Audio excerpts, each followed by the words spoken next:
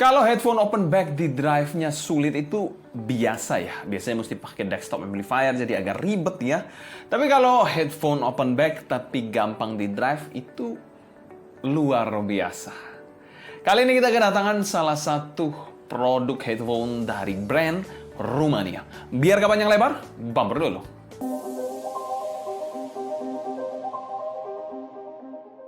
Halo semua, selamat datang di channel Sonic Team bersama dengan saya Sebastian. Kali ini kita kedatangan salah satu brand dari Rumania yang mungkin kalian juga tidak asing, yang diberi nama Meze Audio.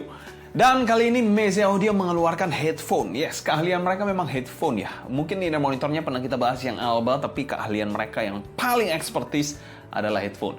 Kali ini datang dari line up headphone terbaru mereka yang unik ya, yaitu Air 105.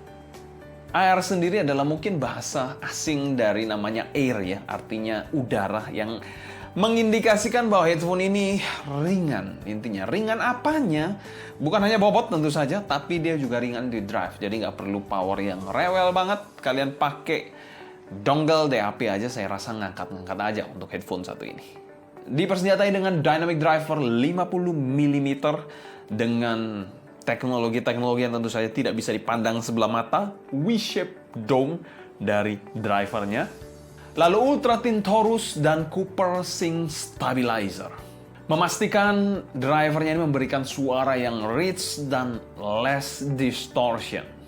Untuk bobotnya sendiri, untuk sebuah headphone open back, dia hanya berbobot 336 gram, jadi bisa dikategorikan juga cukup ringan ya untuk headphone satu ini. Untuk kabelnya sendiri ada kabel detachable 3,5 mm. Dengan sensitivitas headphone satu ini 112 dB dengan impedance hanya 42 ohm, menjadikan headphone satu ini bisa dikategorikan cukup friendly untuk menggunakan setup portable. Dan kita mau thanks berat untuk Meze Audio sebagai sponsor video review kali ini. Semua link pembelian saya taruh kolom deskripsi di bawah buat kalian tertarik, dan 100% review ini adalah opini pribadi saya. Oke, untuk packaging dari headphone satu ini seperti biasa dia menggunakan headphone box yang besar ya, karena memang besar biasanya headphone.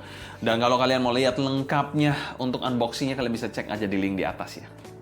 Berbicara soal sensasinya sendiri ya, sensasinya mirip-mirip seperti headphone-headphone yang cukup straight to the point. Tapi ada yang menarik ya, itu dari segi kelengkapannya karena dia memberikan case. Yes, tidak semua headphone yang di angka 4-5 jutaan memberikan case seperti ini ya, headphone case seperti ini ya. Bahkan yang kita bicara soal yang high-end pun ada yang nggak memberikan case sama sekali, dan itu sedikit mengecewakan menurut saya.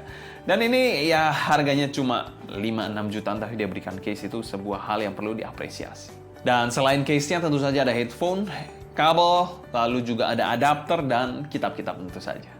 Dan sekarang kami berikan skor B+ untuk packaging headphone satu ini ya. Hal kecil tapi sangat dipikirkan, yaitu sebuah case untuk storage headphone-nya di dalam sini ya. Itu penting banget sih. Oke, selanjutnya kita bahas build quality dari headphone satu ini. Oke, build quality dari headphone ini sendiri dia berbahan plastik dan juga metal ya, dengan finishing doff mono black seperti ini ya. Dan housingnya ini bisa dikategorikan ringan banget untuk kelas over ear yang cukup besar seperti headphone satu ini. Dengan housing yang air cup-nya ini berbahan ABS polikarbonat dengan motif semacam honeycomb seperti ini yang sadis ya. Menurut saya keren banget sadisnya ya. Dan untuk frame-nya ini berbahan zinc alloy ya di sini ya. Dengan Stampede Magnus Spring Steel Headband. Yes, seperti ini ya. Kalian bisa lihat di sini ada spring-nya juga.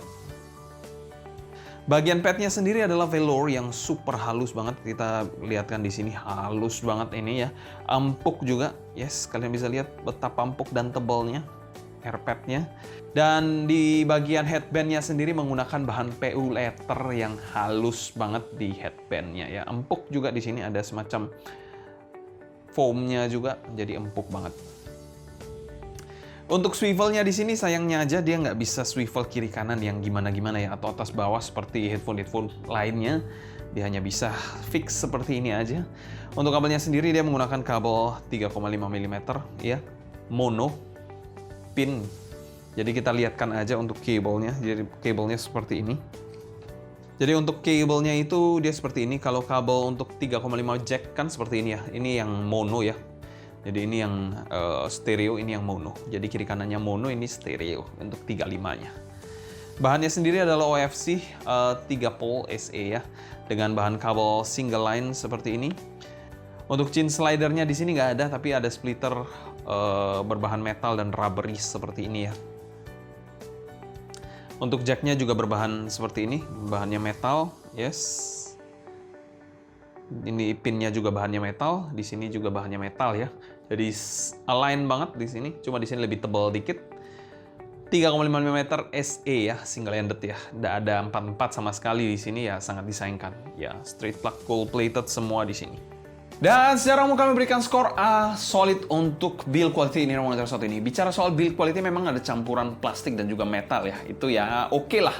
Tapi yang saya apresiasi banget ya itu adalah segi artistiknya yang keren banget, dibalut dengan desain yang juga memanjakan mata. Nice banget ya untuk sebuah headphone under 10 jutaan. Bahkan kalau bisa dibilang ya bersaing dengan desain-desain yang lebih mahal pun, ini salah satu headphone yang looks-nya itu sudah angka 15-20 jutaan sih. Secara looks ya. Oke, untuk fittingnya dari headphone satu ini tentu saja ini adalah headphone over ear dan ini nyaman banget, bahkan lebih nyaman dari HD 650 sekalipun ya. Pemakaiannya seperti ini, kalian bisa lihat aja.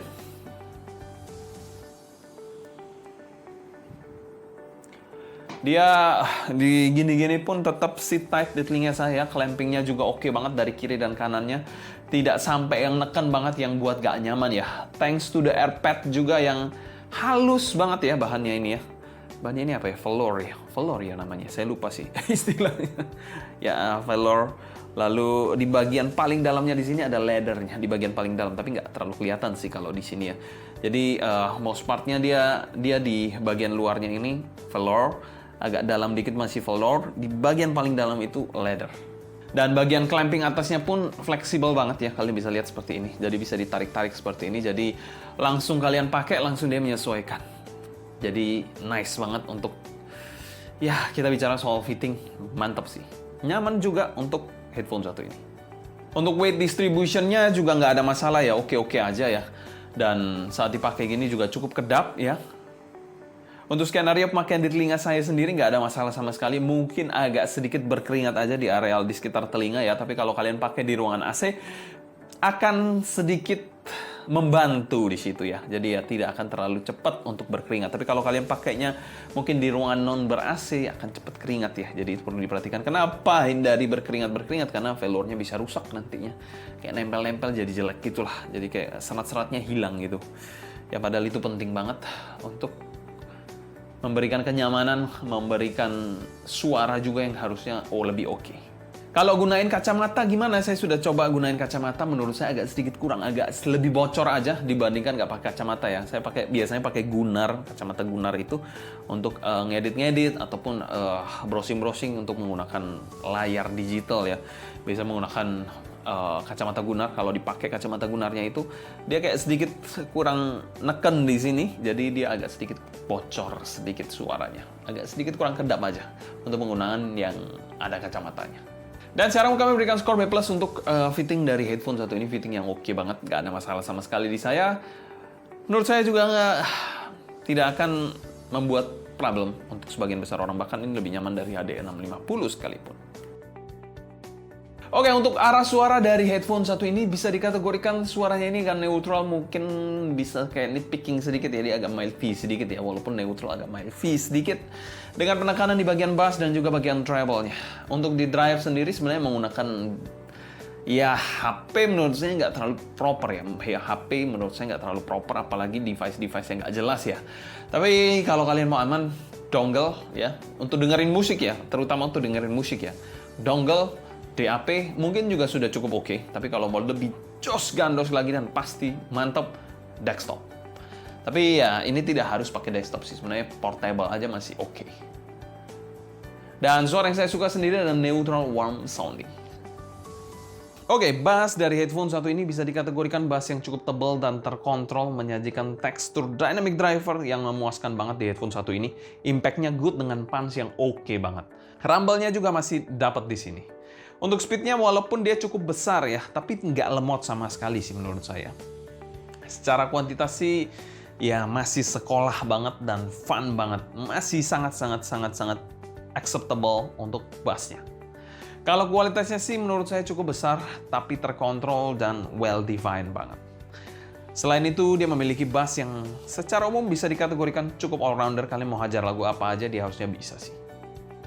Untuk mid-nya di sini posisinya sedikit mundur dan terkesan sedikit warmer body juga. Male vokalnya rada las sedikit dengan dinamika yang oke tapi. Artikulasinya jelas dan emosinya juga masih dapat asal well-driven ya. Kalau kalian asal-asalan drive-nya juga nggak beres nanti suaranya intinya. Nggak dapat maksimalnya, nggak dapat potensi maksimalnya intinya. Presentasinya memang rada fun ya, forgiving male-nya ya. Jadi bukan yang super detail banget ataupun main di clarity banget ya. Di situ agak sedikit dikorbankan. Bicara soal female-nya, di sini rada warm body juga, tapi sedikit lebih forward dibandingkan male vokalnya yang masih mempertahankan energi pada saat teriak-teriaknya juga. Dinamikanya good dengan emosi yang masih terjaga untuk female vokalnya. Female-nya ini masih tergolong shouty juga pada volume-volume tinggi, jadi itu perlu diperhatikan. Selain itu, presentasi instrumennya juga vivid dan clear banget di headphone satu ini. Oke, untuk treble di headphone satu ini bisa dikategorikan rada bright ya, terkesan sedikit mentah atau raw, dengan kontrol yang agak sedikit kurang, terutama bagian chest-nya yang agak panjang aja, jadi bikin cepat fatigue. Dan energi dari cering-ceringnya masih terasa di sini. Baik violin, cymbal, overall keluar semua energinya ya. Tidak ada yang ketahan, dimana micro detailnya juga cukup cakep di headphone satu ini. Selain itu, yang perlu diperhatikan adalah sibilance-nya juga masih dapat alias keluar juga di sini. Jadi perlu diperhatikan. Dan kalau bicara soal tonalitas keseluruhan dari AR105 ini kami berikan skor B+. Mungkin ini tengah-tengah ya antara Sundara dan juga HD650 yang mantap sih. Solid banget.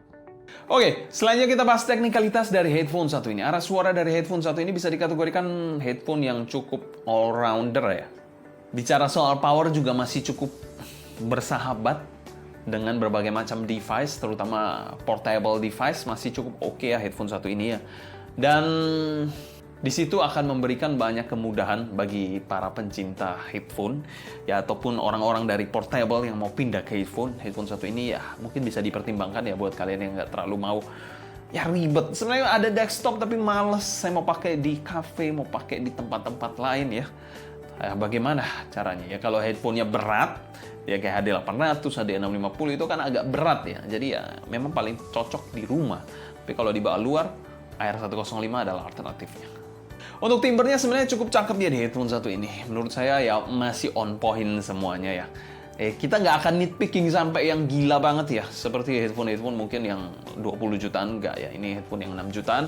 Masih cukup oke, acceptable ya. Tapi mungkin agak sedikit brutal aja di bagian treble-nya. Agak sedikit terlalu agresif, agak sedikit off aja sedikit di bagian treble-nya. Oke, untuk soundstage, bicara soal headphone open back, itu adalah salah satu kelebihan dari headphone open back. Dia memiliki ini yang terbuka ya, jadi nggak ketahan suaranya, jadi nggak ada reverb yang balik, jadi keluar semuanya.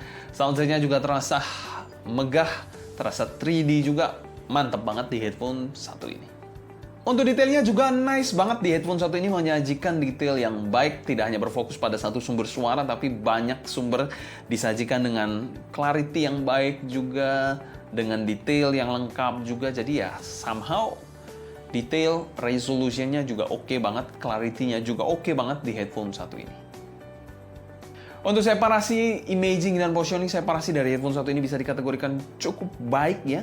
Dia membagi instrumen dengan instrumen ataupun instrumen dengan vokal dengan sangat baik, tidak terkesan lengket-lengket. Imagingnya dia memiliki gambaran middle agak front row dikit dengan positioning yang cukup pinpoint. Dan secara umum kami berikan skor B+ untuk teknikalitas dari headphone satu ini. Teknikalitas yang superb menurut saya. Menurut saya agak sedikit off aja di bagian timbre, tapi selebihnya mantep. Selain kita bahas pro dan cons dari headphone satu ini. Cons dari headphone satu ini tentu saja saya sangat menyayangkan dia tidak memberikan opsi 4,4 mm ya. Karena itu akan sangat berguna banget untuk penggunaan DAP ataupun dongle yang sekarang sudah memanfaatkan 4,4 mm. Untuk mendapatkan power lebih, jadi ya kita butuh 44 sih sebenarnya. Kalau dongle 44 apa 35 tentu saja saya akan lebih menyarankan 44 aja. Kalau mesti milih sekalipun 35 atau 44, 44 aja. Karena di sini akan lebih proper untuk di drive menggunakan portable setup. Untuk Pro-nya sendiri ini adalah headphone yang memiliki ESQ yang cukup menarik sebagai sebuah alternatif antara Sundara dan HD650. Pro yang kedua yaitu dia dapat case yang cukup proper dan keren ya, EVA case ya atau apa namanya, ini semi hard case lah. Intinya yang kokoh banget menurut saya dan diberikan dalam paket penjualannya sebuah hal yang kecil tapi penting. Untuk Pro yang terakhir yaitu desainnya ini kece badai banget lah intinya. Ini adalah desain yang mungkin agak tyrofobia sedikit ya, tapi menurut saya sendiri, ya saya agak tyrofobia, agak sedikit mengganggu ya, tapi nggak sampai gimana-gimana sih. Desainnya keren banget, ya. Mantep banget, terlihat super mewah banget headphone satu ini. Dan untuk value for money-nya di angka under 6 jutaan, kami masukkan pada kategori good value dan kami berikan skor B+ untuk Meze 105 Air. Oke, kita bandingkan headphone satu ini dengan salah satu headphone legendaris dari Sennheiser HD650. Bagaimana perbandingannya? Kita bahas aja. Oke, di sini kita bandingkan dengan HD650 ya. Jadi di sini ya HD650 sudah tua, grill-grillnya juga sudah ada yang berkarat dikit-dikit ya. Catnya sudah ngelontok-ngelontok dikit ya. Ya, maklum sudah tuir, di sini juga sudah ganti headband apa ini? AirPad-nya. Ini apa headband? Kok AirPad? Jadi begitulah kondisi dari HD650. Tapi suaranya masih oke aja sih menurut saya sih. Ya oke, kita bandingkan ya. Bicara soal di drive, HD650 jelas lebih berat untuk di drive dibandingkan AR105. Comfort, saya masih pegang Meze dibandingkan HD650. Somehow pakai Meze ini kayak weight distribution-nya enak banget. Comfort-nya juga dapat banget. Di sisi ini sebenarnya comfort ya. Nyaman banget sebenarnya, tapi ya masih megang di sini sih. Bicara soal suara sendiri, HD650 ini terkesan lebih darker dan di Meze ini lebih bright ya. Kalian bisa lihat aja dari grafnya di sini. Mungkin agak sedikit bingung ya saya bacanya awal-awal ya untuk headphone ini ya. Agak sedikit berbeda dengan inner monitor yang lebih familiar saya kalau headphone di sini. Kalian bisa lihat aja di sini ya. Untuk bassnya sendiri ya kita bisa lihat di sini. Saya taruh di mana ya? Di sini aja deh. Ya, mungkin kalian bisa lihat juga di situ ya. Di bagian sini bassnya. Jadi yang biru itu Meze, yang hijau itu HD650. Oke, bicara soal bagian bass sendiri di HD650 ini bassnya lebih pulen dan kerasa darker dikit, agak sedikit somehow lebih ngumpul dikit ya dibandingkan di sini yang lebih lepas, lebih nyebar aja, dan secara kuantitas sendiri di sini somehow bassnya apa ya? Ya kalah, impact juga kalah. Sedikit ya dibandingkan Meze ya, tapi overall di sini bassnya agak pulen aja gitu ya, nggak bisa dideskripsikan, agak darker aja mungkin gampangnya ya. Tapi memang lebih ada clarity-nya di bassnya Meze ini. Bicara soal mid di HD650 di sini lebih warmer ya kalau kita lihat ke sini ya. Di sini lebih warmer di HD650 ini. Sedangkan less warm di Meze. Walaupun Meze ada warm-warmnya dikit, tapi kalau dibandingkan sini masih kalah. Di sini lebih darker kesannya ya. Di midnya. Jadi midnya di sini juga menang di bagian timbernya ya, dibandingkan Meze menurut saya. Lebih apa ya, ngalun aja, asik aja gitu ya. Lebih membuat mendayu-dayu lah mungkin dibandingkan di Meze ini yang lebih agak-agak tengah-tengah. Jadi nggak terlalu mendayu-dayu tapi masih ada manis-manisnya dikit, masih ada nyantai-nyantainya dikit. Bicara soal treble sendiri di sini jelas ya, Meze lebih brighter, lebih open, sedangkan lebih darker di HD650.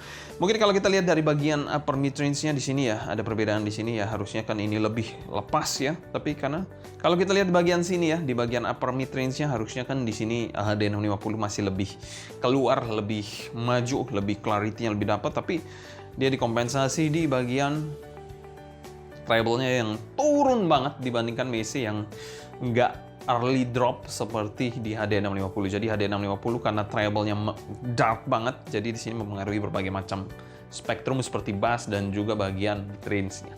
Untuk treble sendiri ya menurut saya di Meze lebih bright, open ya. Sedangkan di HD650 lebih darker. Satu hal yang menarik dari HD650 yaitu walaupun dia memang agak darker di sini, tapi di sini agak agresif aja untuk bagian treble-nya. Di sini lebih nyantai, lebih darker aja, lebih nyaman aja ya untuk kalian dengerin lagu-lagu yang melo-melo, yang nyantai-nyantai gitu, lebih enak aja di sini. Kalau di sini lebih all-rounder. Dan memang secara resolusi di sini masih lebih pegang sih dibandingkan HD650, tapi secara timbre menurut saya HD650 masih spesial dibandingkan Meze di bagian vokalnya terutama. Kesimpulan, AR105 adalah sebuah alternatif ya buat kalian yang mencari headphone mid-end. Ya mungkin kalau kalian bosan dengan HD650 ataupun suara Sundara, di sini ada di tengah-tengahnya, dan ini sebuah headphone yang menurut saya craftsmanship-nya juga nggak kaleng-kaleng sama sekali. Mungkin sekian dulu sharing saya mengenai AR105 ini. Kalau kalian suka, jangan lupa subscribe, klik tombol like, follow Instagram, TikTok, dan Discord kita @sounddignity agar kalian tidak tinggalan update terbaru mengenai dunia portable dan desktop audio. Ada pertanyaan seputar headphone satu ini, feel free tulis pertanyaan kalian di kolom komentar di bawah ya. Mungkin sekian dulu untuk video kali ini. Saya Sebastian dari Sound Dignity pamit undur diri. Sampai jumpa di video berikutnya. Happy listening, stay healthy, and ciao.